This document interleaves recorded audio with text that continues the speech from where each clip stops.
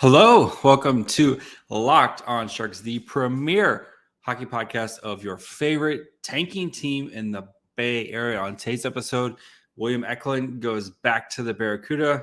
The Sharks continue their losing ways, and James Reimer doesn't want to wear a Pride jersey. So all that and more on today's episode of Locked on Sharks. You're Locked on Sharks, your daily podcast on the San Jose Sharks. Part of the Locked On Podcast Network, your team every day.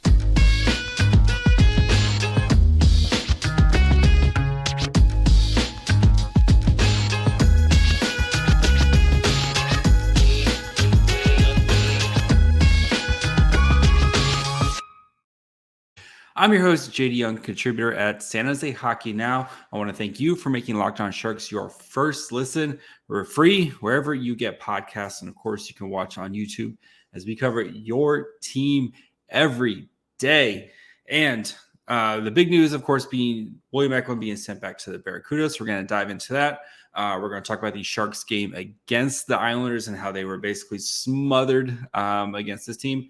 And at the very end, we're going to talk James Reimer and kind of talk about Pride Night and my thoughts on Pride Night. So wanted to put that at the end. So if you just want to listen to hockey only stuff, you can kind of just after the second, when we get to the second break, if you want to stop listening, then but I wanted to get my thoughts out there. So we'll get to that at the end of today's episode. But of course, the big news is William Eklund was reassigned back to the Barracuda before. So he played 8 games this season. He technically can play one more NHL game this year before his contract kicks over. But I get it. It's very disappointing. It's disappointing because I thought he showed that he belonged in the NHL. And I get it. I totally get it from the Sharks' perspective, right? Having him cost controlled for 3 years now instead of 2, or an additional 3 years instead of 2 years. It makes sense for them, especially for a team that is still going to be digging its way out of tough cap situations. And if you expect an Erik Karlsson trade this summer with 4 years retention, right, you need to kind of save every penny you can. I totally get that. I get that from the Sharks' perspective. And, I'm sure it was not an easy decision for them, especially because of, I think what William Eklund played really, really well during his time for the Sharks. So, again, he had 3 goals and an assist in his 8 games, right? Again, this team is not like it's lighting up the score sheet in his time that he was playing, but like you saw the team getting his, like they trusted him. They were giving him plenty of time on ice. He was playing 20, 21 minutes a game in some game against the Columbus. He had 21 minutes. He was averaging, 19, 20 minutes a game. During this time, he got some power play time. We got plenty of power play time. He got some shorthanded time. It was a good opportunity to kind of see what he had learned in his AHL season and kind of prove that, yes, he can belong. And now, going forward, we'll talk about what this means for the Barracuda right now, and then, kind of going forward with Eklund. But, I think with Eklund going forward, you have to be optimistic about next season, right? He will win a job out of training camp and will be a top 6 forward for the Sharks next season. Realistically, right, out of all the prospects, like Bordelot is probably going to be fighting for a job. Bisted's probably not going to be here next year yet. Right? Like maybe if the Sharks win the draft lottery, get second, Bedard or Fantilli is here, but it's not like there's a lot of reinforcements coming their way, at least to start next season. You expect guys like Bordelot and maybe Robbins and Gushin to kind of filter their way in as the season moves along. But again, it's not like there's a bunch of guys kind of banging them down the door right now to get on the Sharks. So especially with Timo Meier gone, like this team is going to need some talent up there. And I expect Eklund to be able to hit the ground running next season and, solidify himself as a top 6 forward for the Sharks next year, and then continue to progress and move on. And, another summer of him being able to work out and continue to fill out and prepare himself, for the rigors of a full NHL season. I thought he did really well. You saw, you saw the strength and how much he added to his body in a year, and then playing in a full. You could argue the AHL can be a bit more physical at times than the NHL. There's definitely an argument to be made there, but it's not like he's going from like juniors to playing in the NHL. Like, you can see he's going through his working his way through. So, I know he's disappointed. He proved that he belonged, and as Sharks fans, we should be excited from what we've seen from Eklund in a small sample size. So next year, I would expect him to play a full NHL schedule for the Sharks. So, what this means for the Barracuda, though, this is big news for the Barracuda. They also brought up Andrew Agozzino. Good for Agozzino. He's had a really awesome season for the Barracuda, stepping in his first season as their captain, has been lighting up the score sheet, has kind of done everything that they've asked of him. And it's good to see the Sharks reward him with some NHL time here at the end of the season. But I think this kind of makes some moves available for the Barracuda, right? So Bortolo has been quiet lately. He's been playing wing ever since Kyle Criscuolo came over in the trade. They've kind of shifted Bortolo to a wing, and I think he's gone kind of quiet in that time. So with Agozzino, who's been playing first-line center, with him now on the Sharks, look to see Bortolo slide back into a center position. Potentially we could have a Eklund, Bortolo, Gushin first line, or if you want to go Eklund, Criscuolo, Gushin first line, whatever you want to do. But I would expect Bortolo sliding back to his natural center position to start to see some increased production. So he's been a little quiet recently. I'd say ever since the All-Star break, kind of been a little quiet since then. So I'd expect I think he's just a better fit as a center. I know he's a little bit smaller, all that fun stuff, but I think Bortolo's natural position as a center, being that distributor, being that playmaker, I think we're going to start to see him, if they slide him back in that spot, hopefully he should start to kind of end the season strong here. So right as of right now, the Barracuda are one point behind the Tucson Roadrunners. Both have played 60 games, so 12 games left for each. 1 point behind them. So for that last spot in the Pacific, it's gonna be a big. I mean, we saw a huge win. They got the doors blown out of them on Friday, but they responded with a big win on Saturday in overtime. Patrick Seeloff. I love seeing all the teammates mob Patrick Seeloff after that win. So, but good. This is now they got tough games against Colorado, who's about 15 points ahead of the Barracuda right now. So they're about ready to kind of lock up their playoff spot. Then they play Bakersfield, who's kind of started to, kind of grow the gap between where, the gap between them and the Barracuda on this weekend. Those are must-win games for the Barracuda. They need to win. So this week, they need to win 3 out of 4 of these games to have a realistic opportunity for the playoffs. It's most likely going to come down to basically the end of the season is going to be a playoff series between the Barracuda and the Roadrunners, and whoever wins that, I would assume, is probably going to be going to the playoffs. So yes, a lot of fun stuff for the Barracuda here. William Eklund coming back. Hopefully we get Shakir Mukhamadullin. I think he was close to playing, but they want to make sure, very long KHL season. They don't want to kind of rush him in, but I would expect at some point to see Mukhamadullin making his season debut with the Barracuda here this week. I would be surprised if they bring him over and don't let him play at some point. I think he plays at some point. So, so Eklund down. I think he's going to finish strong with the Barracuda, have a good seat, get himself ready to play just NHL games only next year. So before we continue to talk about this Sharks game that happened on Saturday night, that was definitely a thing that happened. Let's take a quick break, talk to you guys about our friends over at Athletic Greens. And you're looking to increase your gut health. You want more energy. You want to optimize your immune system, but you don't want to take a bunch of pills and vitamins. That's where you need to check out Athletic Greens. With one delicious scoop of their AG1, you're absorbing 75 high-quality vitamins, minerals, whole food source superfoods, probiotics, and adaptogens to help start your day right. And the great thing about it, it's the price. It's less than $3 a day. You're investing in your health. It's cheaper than your cold brew habit.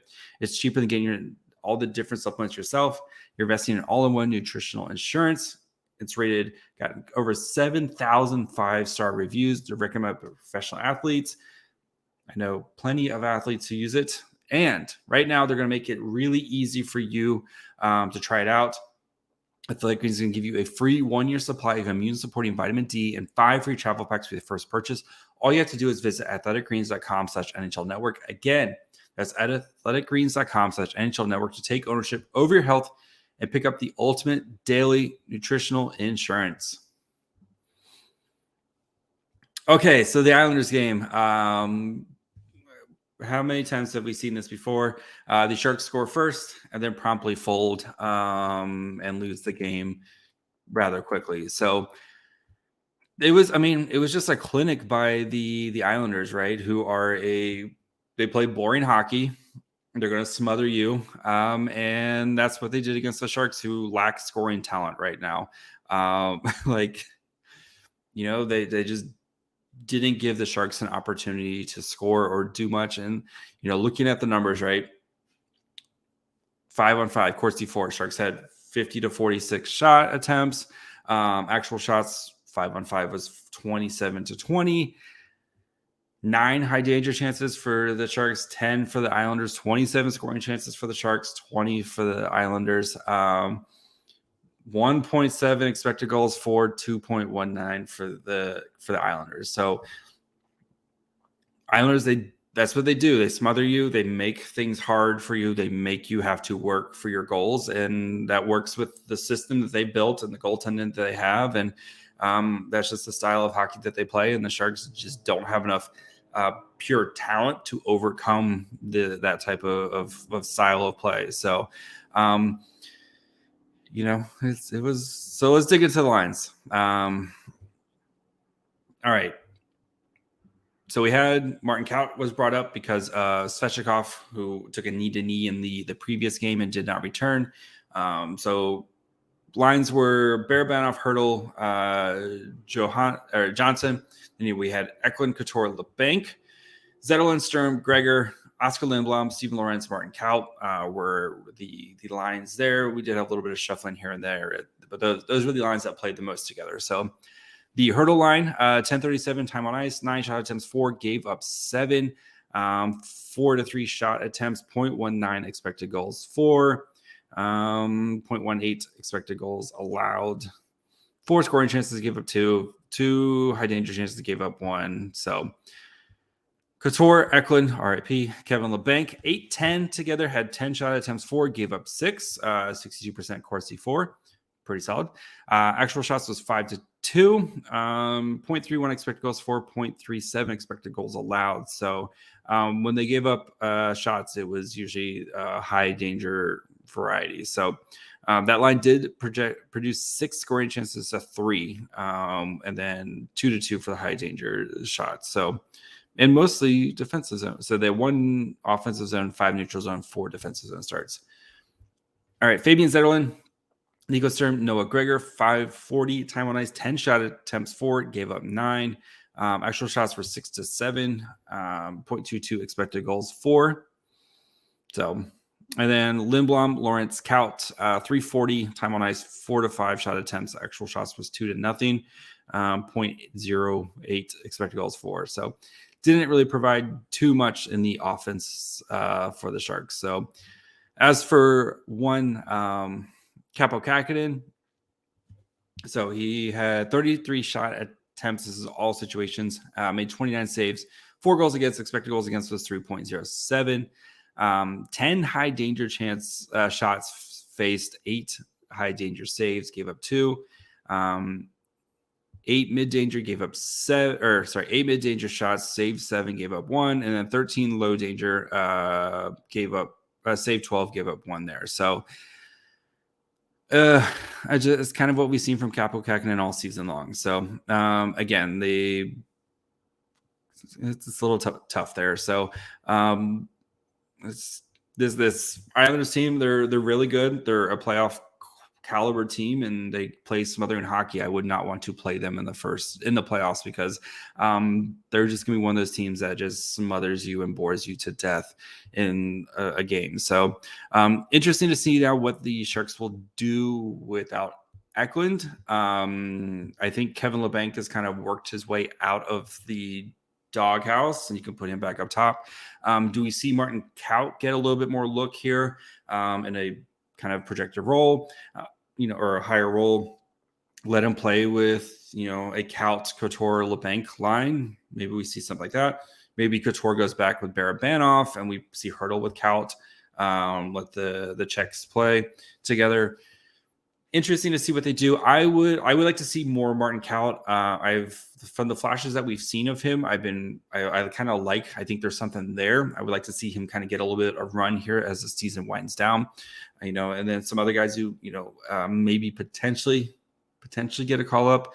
I think Peterson's been starting to kind of figure his way out with the Barracuda right now, Jacob Peterson they acquired at the trade deadline from Scott Reedy.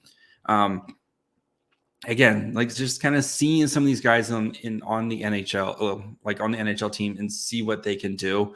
Right? See if these guys are going to be answers to some questions down the road type of thing. So, and we know that Peterson has gotten NHL time before with the Dallas Stars, had a fabulous rookie season, and then has been really quiet this season. So with the season the season's done. The Sharks were the first team eliminated from playoff contention. But with the season basically done here, let's see. I wouldn't mind kind of shuffling some of these guys in and out as best as you can as the season winds down to try to see what they have here the last couple games. So before we continue, going to talk about Pride Night and my thoughts on everything that went around it.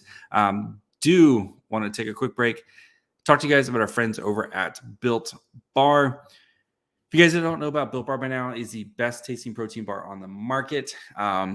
Every bar covered in 100% delicious real chocolate. That's right, real chocolate. They come in amazing flavors like churro, peanut butter brownie, coconut almond, and each one has only 130 calories, 4 grams of sugar, and a whopping 17 grams of protein. If you're like me and you hate waiting for things to come in the mail, they've made it really easy for you now. You can go to your local Walmart or Sam's Club and pick up a box today. Walmart, you can get a 4-bar box of cookies and cream, double chocolate, or coconut puffs. Or if you have a Sam's Club by you, run in, grab a 13-bar box of their delicious flavors like brownie batter and churro. You'll thank me later. Or if you like to leave your house, Built.com has got you covered as well. They have new flavors coming all the time. I like the box that's got a little bit of everything. That way, if one day you're kind of feeling cookies and cream, you got cookies and cream. One day you're feeling coconut puffs, they got you covered there. You can figure out which one is your favorite. So check out Built Bar at Built.com, Walmart, or Sam's Club today. Okay, James Reimer. I'm disappointed as a Sharks fan. James Reimer choosing not to participate in the wearing the Pride jerseys. It's important for especially a team representing the Bay Area, which is one of the most progressive areas and one of the most that's the great thing about the Bay Area, right? Is you can go and find people of your ilk. That's actually one of my favorite things about California. I grew up on the East Coast in the South, and if people were different or something like you, it could be very tough, and I'm just a white dude, right? A straight white dude, but it could be very tough for a lot of people who maybe are different or don't kind of fit into the norms. And I'm going to try my best to not be offensive right here, but especially in California, right? No matter what, you can find other people that are like you, or other people have the same thoughts and feelings and share the same connections as you. And especially in the Bay Area, right? Where, again, San Jose is, and the Bay Area is a very, very, welcoming and opening to a lot of different people and their life choices. And it's just disappointing from James Reimer, who's been kind of one of the bright spots of the Sharks for the past 2 seasons, right? Of just him playing hard and being there and being this good guy. And to not, I know, like, if your religion is one way, I'm not going to get into, but you're wearing a jersey for 20 minutes that says, you know what, I don't care who you are, but you're accepted here. And I'm sure there's plenty of players who, who do not feel that way, but they know how important it is to wear this jersey so that way everyone feels accepted, right? Is there a player, especially like the military jerseys, players wear that. I'm sure there's players that don't feel strongly about the military, like any of the jerseys that you wear, right? Like it's just a tough look from the NHL that this has to be the conversation that about one player making the decision to not wear it. And I know this is America and you have the freedom to do, but that doesn't give you a freedom from your consequences. So you can say or do whatever you want, but that doesn't give you a freedom from consequences of said actions. So that's my thoughts on Reimer. It's very disappointing. I was glad everyone else wore their jerseys. I would have liked to see David Quinn be a little bit more strict and saying, if you're not going to participate in warmups, then you're going to be scratched for this game. And if James Reimer wants to be scratched for this game, fine. Call up E2 McAnemy, call up Aaron Dell, call up somebody else to take his spot for the game. Like, especially with David Quinn, literally earlier in the week, like coaching a game between the Earthquakes and some of the like Sharks staff, like this, but let's not let this put a damper on what I thought was a great production by the Sharks. And I think the Sharks have really knocked it out of the park with a lot of their productions. Where, you look at the Patrick Marleau jersey retirement, like that's one of the best things I've seen from the Sharks in terms of production. And I think this Pride event was also up there with some of the best work that they've done. Seeing all the shirts, seeing all the, even little things like taking all the sponsors and making them the Pride colors. Everything that they did, they had the Pride food, the rainbow rolls. I thought it was cool, although like rice was dyed. I don't know if I would eat it, but I love sushi, but still, I thought it was they had a bunch of awesome, like the Pride, like a bunch of drinks and everything like that. From when I was talked to some friends who were there at the game. It seems like they put on a amazing production to try to feel people welcome.